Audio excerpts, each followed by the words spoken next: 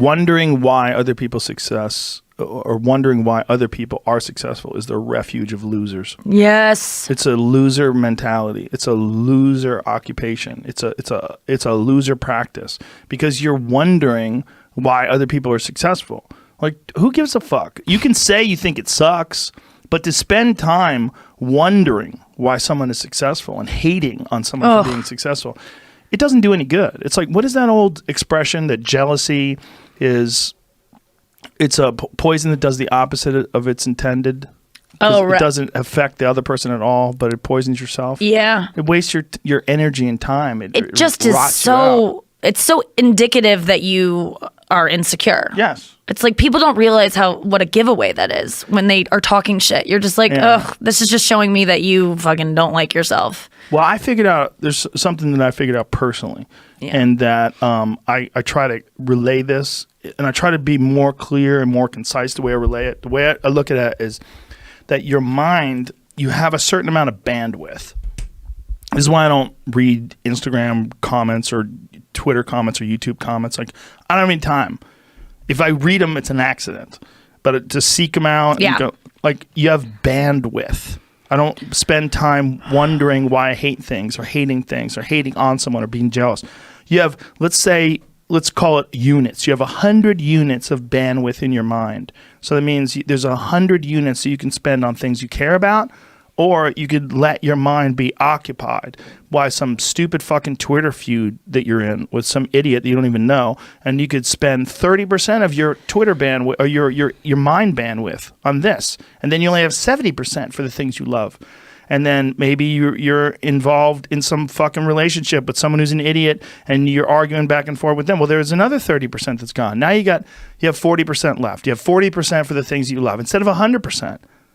But if you only concentrate on the things you care about that mean something to you and learn how to do that, like you were talking about meditation, it's a form of meditation. Yep. Because you're learning how to avoid the little road bumps and the ditches on the side of the road. That can suck your bandwidth. Suck your bandwidth. You could give them just a little bit and go, okay, no. But or you could lean in. Like how you're saying when you stopped drinking, all of a sudden your career took off. You started doing well because more bandwidth. You had more bandwidth.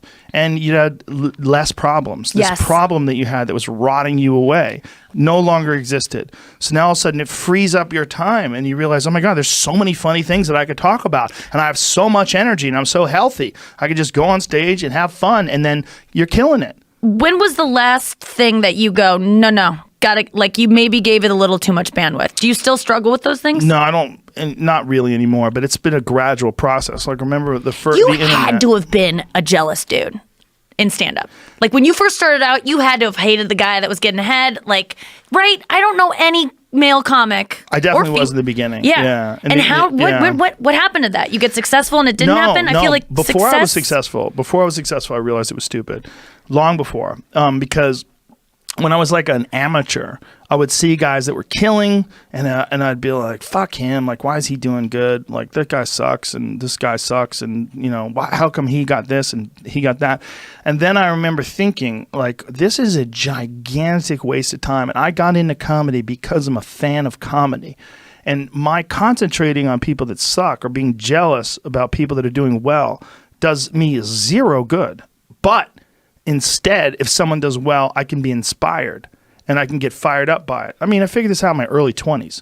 I was like, okay, this is I have a poor way of looking at it because it's a martial arts thing. Because in martial arts, like, you can't be jealous of someone else's ability. You have to realize you might have to fight them someday. So by realizing that they're really good, you're forced to be objective about it. And you have to go to work.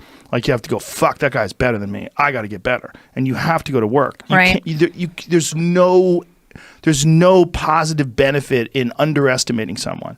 Underestimating someone will get you fucking killed. Like, literally. You're going to get a shin smashed into your face. Like, you don't want to ever convincing yourself that the things that you're jealous of them for aren't really as good. Right. Convincing yourself. That will get you killed. Oh, yeah. So that's it, dude. Yeah. That's totally it, because the things that I get jealous of or have, and I'm better about it now than I've ever been, but you know, you see other women. I mean, my jealousies are always with other women. Yeah. It's just the way it is, like, and I have to fight it. And I'm really good about it now to be like actually inspired by women who are funnier than me. But that's awesome. But and to use it to be like, okay, then I need to be better. I need to get up to that level. Yes. That is, I need to go home and write. It like fires me up as opposed to like, why? And it's powerful for everybody. It's powerful for them. It's powerful for you. Yes. It's like there's no negative aspect to it. It's like you should be thankful that there's women out there that make you feel uncomfortable. Yeah. Like when I see someone just murder on stage, fuck, I want to go to work. Yeah. I want to go write. I want to get home and write. Yeah. I